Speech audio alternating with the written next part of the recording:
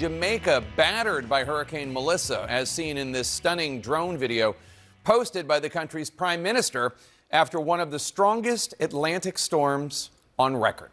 At least 4 bodies have been recovered in St. Elizabeth Parish, according to officials. The storm is now a Category 1 storm, but the danger is not over. Right now, powerful wind bands are spreading as Melissa bears down on the Bahamas.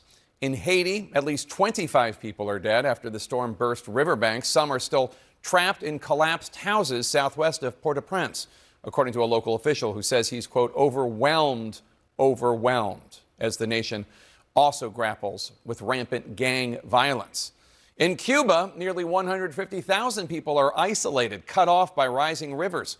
The Cuban president says the country suffered significant damage. Meanwhile, Jamaicans are currently assessing the destruction.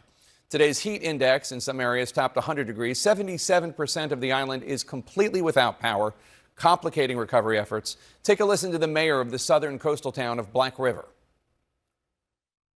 The conditions here are devastating. Catastrophic is a mild term based on what we are observing. We are unable to do any rescuing. We are unable to respond.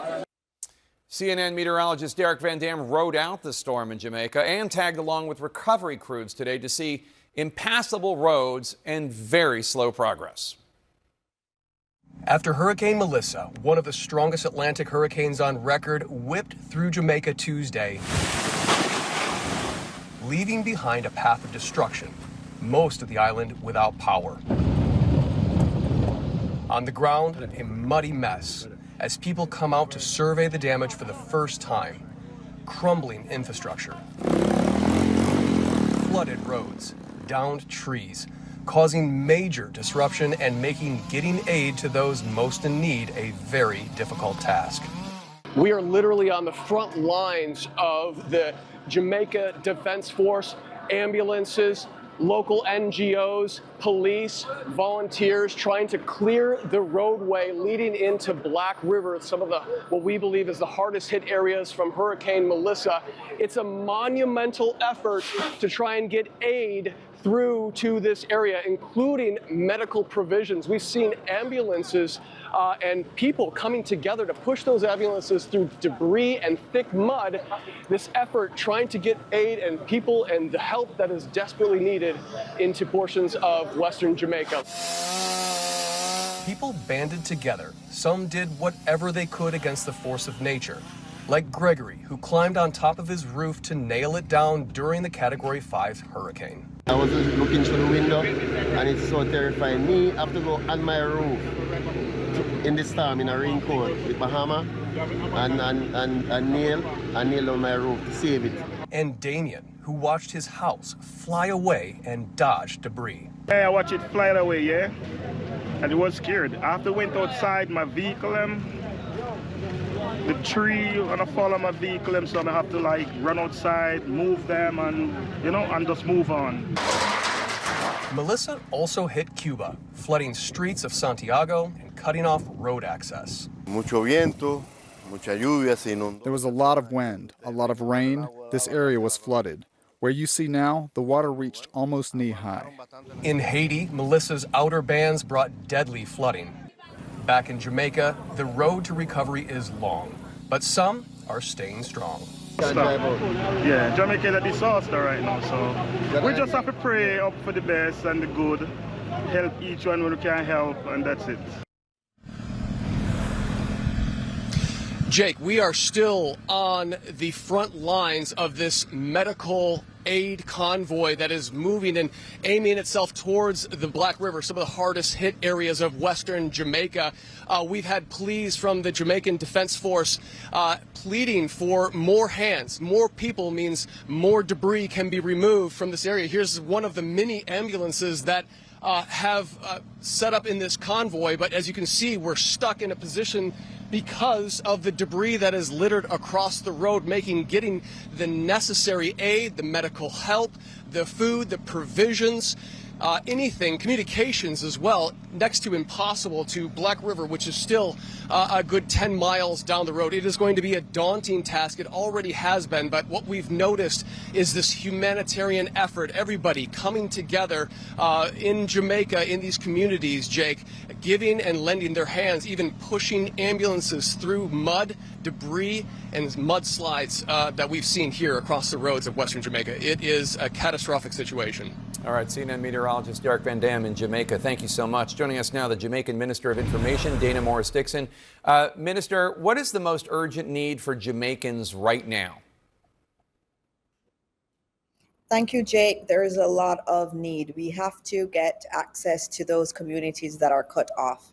And there are many communities in Western Jamaica, St. Elizabeth, in Montego Bay. I know a lot of American tourists come and see beautiful Montego Bay. That has taken a big hit. And so we need to get to those marooned communities. And so having heavy equipment, having crews that can come in and assist us in getting to those areas is really very important. We also need to get food to these areas because a lot of these people are cut off and do need food supplies flown into them.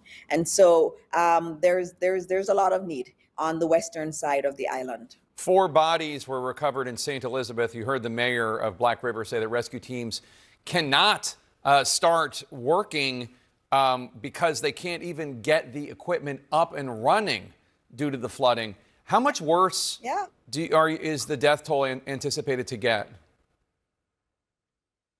Well, we are still praying that it will not get too high, but we don't know because we've not been able to get to some of the hardest hit areas. And so we have reports from other parts of Jamaica of potential deaths, but we are not able to verify it with the police because we've not been able to get many of our emergency teams into those communities. This was a Category 5 hurricane. We kept saying before it came that it was going to be catastrophic. And we're now seeing those pictures and we're completely devastated in Jamaica, but we're doing everything that we can in order to get assistance to those communities that need it. Your message to the more than 25,000 tourists who still are in Jamaica is, quote, "There's no need to worry." When do you think it will be safe enough for them to fly out, for them to leave? Well, the good thing is that Kingston did not get hit in the way Montego Bay or St. Elizabeth was. So the eastern part of the island was spared the worst of it. We still had lots of heavy wind and we also had a lot of rain.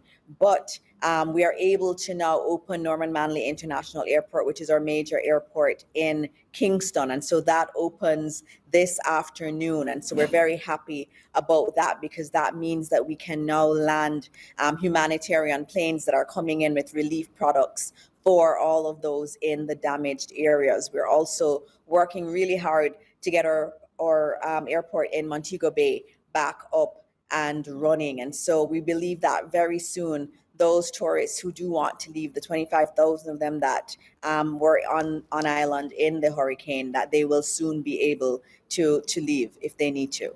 All right, our prayers are with you. Minister Dana Morris-Dixon, thank you so much. Thank you very much. We appreciate all your support, all of the support from everyone internationally.